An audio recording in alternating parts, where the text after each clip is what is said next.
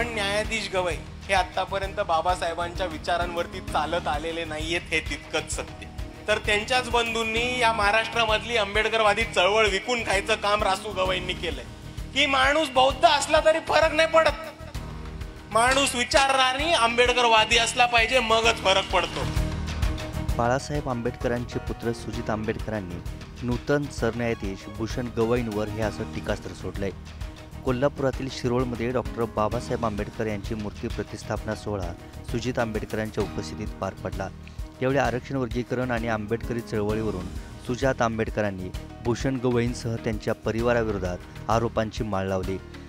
सरन्यायाधीश भूषण गवई डॉक्टर बाबासाहेब आंबेडकरांच्या पावलावर चालत नाहीत. रासू गवईंनी आंबेडकरी चळवळ विकून खाल्ली, अशा शब्दात सुजात आंबेडकरांनी हल्लाबोल केलाय.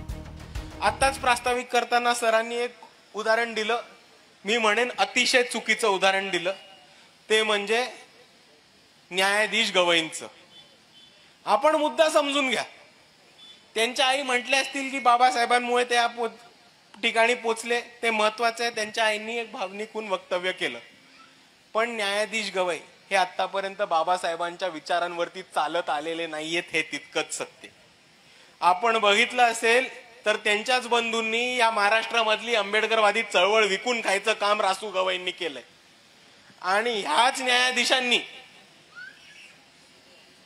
अबकडचा कायदा, वर्गीकरणाचा कायदा, सब क्लासिफिकेशनचा कायदा हा SCच्या आरक्षणामध्ये आणून SC आरक्षणाचा पातळीकडे सुरुवात या न्यायाधीशांनी केली.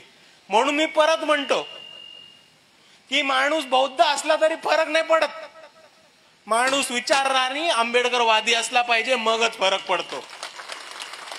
आणि म्हणून परत म्हणतो, आपण विचारांना जागूया, जातीला नाही. गवईंवर टीका करताना सुजात आंबेडकरांच्या शब्दांना धार आणि बोलण्यात प्रचंड आक्रमकता होती. पण रासू गवईंवर केलेला आरोप पाहता त्यांच्या समर्थकांकडून जोरदार प्रत्युत्तर मिळण्याची शक्यता आहे. त्यामुळे आगामी काळात नव्या वादाला तोंड फुटण्याची शक्यता नाकारता येत नाही. ब्युरो रिपोर्ट, मुंबई तक.